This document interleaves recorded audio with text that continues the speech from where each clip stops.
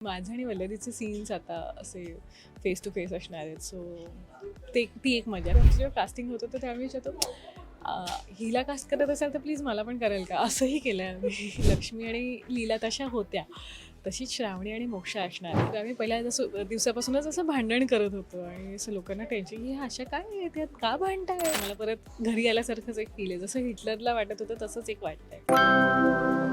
Hello नमस्कार friends, मी मज्जाची नीलम. शुभ श्रावणी ही मालिका लवकरच तुमच्या भेटीस येते आणि या निमित्ताने सानिका माझ्यासोबत आहे. कशी आहेस?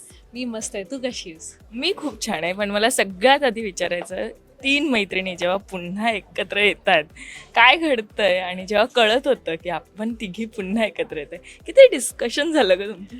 आम्ही तर फर्स्ट ऑफ ऑल आम्ही प्रचंड खुश होतो की कमाल, म्हणजे आता पण पुन्हा एकत्र येणार हे एकतर योगायोगाने होतं. म्हणजे ती एक प्रोसेस होती, असं नाही झालं की तिघी एकत्र कास्ट झालं, असं नाही झालं. ते खूपच लेंदी प्रोसेस होती आणि एंड मुवमेंटपर्यंत ती टांगती तलवार वगैरे होती. It's a different story all together, पण we are all very happy. पण आम्हाला शूट सुरू झाल्यानंतर कळलं की अरे आपल्या एकत्र सीन लागणार नाही.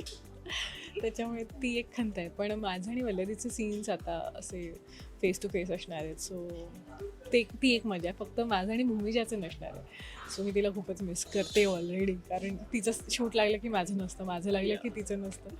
सो वी आर ऑलवेज की अरे यार एकत्र कधी लावणार आहेत. आम्ही पहिल्या दिवसापासून त्रास देतो आणि रादर आमचं जेव्हा कास्टिंग होतं तर त्यावेळी विचारतो हिला कास्ट करत असाल तर प्लीज मला पण करेल का, असंही केलं आहे आम्ही.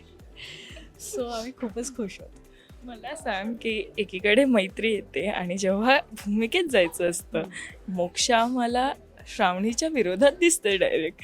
सो हे कसं तुम्ही मॅनेज करताय? कारण मैत्रिणी मैत्रिणी जेव्हा हे रोल करतात तिथे हसलं जातंच. पण रॅदर हीच जास्त मज्जा आहे आणि मला नाही वाटत हे फार काही असं कठीण आहे माझ्यासाठी, कारण लक्ष्मी आणि लीला तशा होत्या, तशीच श्रावणी आणि मोक्षा असणार आहे.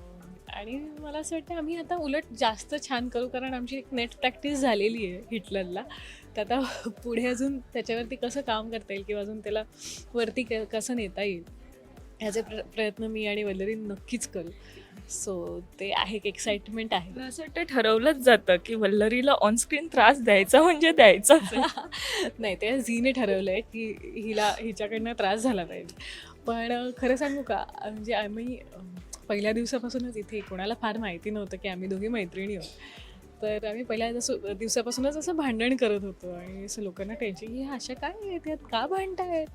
पण नंतर त्यांना कळलं की ह्या मैत्रिणी आहेत, त्याच्यामुळे ही त्यांची मजामस्ती चालू असते. सो आम्ही खूप मजामस्ती करत असतो आणि रॅदर आता सिन्स वल्लरीच्या हाताला थोडं लागलं आहे तर ते भांडण वगैरे न सोडता मी तिचे व्यायाम घेणं किंवा त्याची काळजी घेणं हे जास्त चालू असतं, which is a part of being your true friend. So मला छानच वाटतं की मला परत घरी आल्यासारखंच एक फील आहे, जसं हिटलरला वाटत होतं तसंच एक वाटतंय. खरं सांगू की आम्हालाही खूप छान वाटतंय, कारण की आम्ही बघण्यासाठी खूप उत्सुक आहोत की या मैत्रिणी पुन्हा एकदा काय कमाल करणार आहेत. पण मला मोक्षा कशी आहे याबद्दल काय सांगते? सो मोक्षा ही जी श्रावणी आहे तिच्या आत्याची मुलगी आहे आणि त्या दोघी एकाच घरात आहेत. त्याच्यामुळे एक सतत कंपॅरिझन तिचं आणि श्रावणीचं भले समोरासमोर म्हणजे घरातही होतंच आणि तिच्या मनातही सतत चालूच असतं की नाही, म्हणजे श्रावणी एकतर ती अभ्यासात हुशार नाही आणि मोक्षा MBA करते.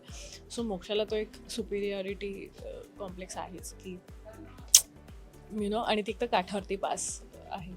त्यात तिला एक गर्व आहे की मी जास्त छान दिसते तिच्यापेक्षा, असं तिला सारखं वाटत असतं. सो त्याच्यामुळे ती थोडीशी गर्विष्ठ आहे आणि थोडीशी माजुरडी आहे. अलकनंदाची मुलगी असल्यामुळे एक वेगळे लाड होतात मोक्षाचे घरी, जेवढे श्रावणीचे होत नाही. ती तुम्हाला आता गोष्ट हळूहळू कळेलच 19 जानेवारीपासून. सो एक गंमत जम्मत आहे, एक वेगळं कॅरेक्टर. पण मला कळतंय की मोक्षाची आई सत्तेसाठी सगळं करते, पण मोक्षा का वल्लरी सोबत अगेन्स्ट झाली आहे? मला असं वाटतं की पुढे जाऊन चांगली मैत्रीण देखील होऊ शकते.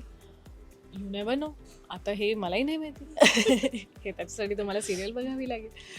पण हो, ऑफकोर्स होऊच शकते, कारण 2 घरातल्या मुली आहेत म्हटल्यावर कधीतरी मैत्री व्हायला हवी.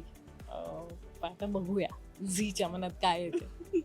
मला सांग, आता जेव्हा कळालंय की पुन्हा एकदा आपण एक वेगळी भूमिका घेऊन येतो, त्याचा वेगळ्या पद्धतीचा अभ्यास असतो, कशा पद्धतीने हे सगळं करत होते, आणि 2 दिग्गज कलाकार जेव्हा आपल्यासोबत एका स्क्रीनमध्ये असतात तेव्हा दडपण जास्त येतं.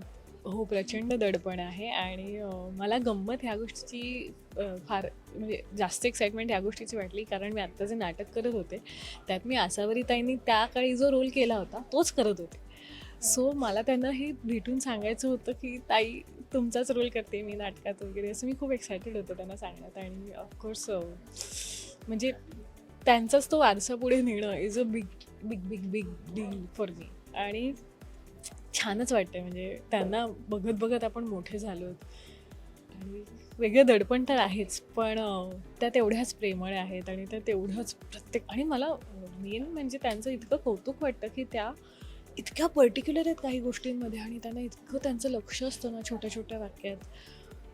प्रचंड अभ्यासू बाई आहेत त्या आणि प्रचंड कमाल आहेत त्या, म्हणजे हॅट्स ऑफ. म्हणजे उगाच आपण कलाकार, मोठे कलाकार नाही म्हणत, ते त्याच्यासाठी तेवढं त्या लेवलला जावं लागतं. सो कमालच आहे, म्हणजे त्यांच्याकडनं शिकण्यासारखं खूप आहे, खूप. आणि मला असं वाटतं आता एकत्र असणार आहात तर खूप जास्त काही शिकलंच जाणार आहे. मला सांग, शिक्षण आणि आता सानिका याचं कसं कनेक्शन होतं? शाळेपासून कॉलेजपर्यंत सगळंच कसं कनेक्शन? टचवूड पण खूपच सुंदर कनेक्शन होतं. म्हणजे आणि असंही नव्हतं की मी फार अभ्यासू होते, पण जेव्हा करायचं तेव्हा ते मला चांगले मार्क मिळायचे. किंवा एकदा तर मला आठवतं एक गंमत झालेली की 5th स्टँडर्डमध्ये मी आणि आई असं शॉपिंगला जात होतो. तर मी म्हटलं आई मला स्कर्ट आवडला आहे, तर ती म्हणाली की गणितात पूर्ण मार्क आण, मी आणते. आणि त्यावेळेला मला आले गणितात पूर्ण मार्क. मी म्हटलं आता दे मला स्कर्ट. हेच मी फर्स्ट इयरला असतानाही केलेलं आहे की आई म्हणाली की पहिली येऊन दाखव. मी आले पहिले आणि मला जे हवं होतं ते तिने दिलं. So I have always been blessed की मला असं फार त्यात स्ट्रगल नाही, अभ्यास करावा वाटतं असं नाही आहे. माझ्याकडनं ते इझिली होतं आणि मला आवडतं अभ्यास करायला. मला सांग, पद्धत असते अभ्यासाची ती कशा पद्धतीची होती? रोज अभ्यास केला जायचा नाही. की परीक्षेच्या 1-2 दिवसात? इथपर्यंत आलं ना, नाकापर्यंत पाणी आलं की आपण अभ्यासाला बसायचं. मला तर हेही आठवतं की कित्येक वेळेला आता उद्या परीक्षा आहे आणि आज पहिल्यांदा तो चॅप्टर वाचते, हेही झालेलं आहे. पण I think that is not a good thing. तुम्ही असं करू नका प्लीज, अजिबात चांगलं नाही. रॅदर जेवढं आपण त्यात मुरवू तेवढं जास्त ते चांगलं आपल्याला कळेल. हे मला हल्ली उमगायला लागलं, त्याच्यासाठी फार वेळ गेला. आणि हे सगळ्यांचं होतंच. It's never too late. So या, अभ्यास रोज करावा मी म्हणते, असं एका दिवसाने नाही होत. खरं तर मोक्ष आमच्या भेटीस येते आणि वेगवेगळ्या पद्धतीने येणार आहे आणि आम्ही बघण्यासाठी ते खरंच खूप उत्सुक आहोत. तुला प्रेक्षकांना काय सांगायला आवडणार? मीही तुम्हाला भेटण्यासाठी पुन्हा प्रचंड एक्सायटेड आहे. आणि तुम्ही जसं आम्हाला खूप खूप प्रेम दिलं, आणि म्हणजे खरं सांगायचं तर हिटलरपासून मूव्ह ऑन होणं खूप कठीण होतं, ते तुमच्या प्रेमामुळेच. म्हणजे कारण इतका रिस्पॉन्स यायचा, तुम्ही आम्हाला इतक्या वेळेला भेटायला यायचात, आपण इतके गेम्स खेळायचो, इतकं सुंदर वातावरण होतं. म्हणजे असं वाटायचंच नाही की मी कामावरती जाते, ठीक आहे मजा करूया आणि येऊया, असं असं होतं. तर टचवूड हे आयुष्यभर असंच राहू आणि ही फिलिंग अशीच राहू, तुमचं प्रेम कायम राहू. आणि तुमचं प्रेम मिळवण्यासाठी जी मेहनत करायला लागणार आहे ती देव आम्हाला सद्बुद्धी देऊ करण्यासाठी, आणि ते सगळं सुंदर हो. नक्कीच हे सगळं होणार आहे. So thank you so much. Thank you Neelam. Marathi मनोरंजन सृष्टीमधील मालिका, चित्रपट, नाटक तसेच कलाकारांबद्दलच्या नवीन अपडेट्स जाणून घेण्यासाठी नक्की सबस्क्राईब करा इट्स मज्जा मराठी या आपल्या नवीन यूट्यूब चॅनलला.